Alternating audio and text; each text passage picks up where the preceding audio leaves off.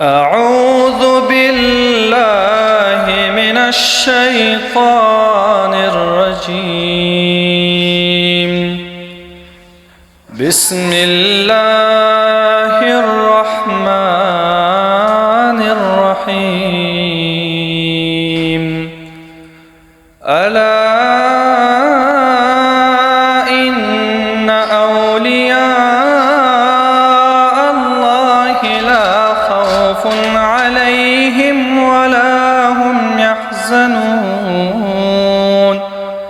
الذين آمنوا وكانوا يتقون لهم البشرى في الحياة الدنيا وفي الآخرة لا تبديل لكلمات الله ذلك هو الفوز العظيم.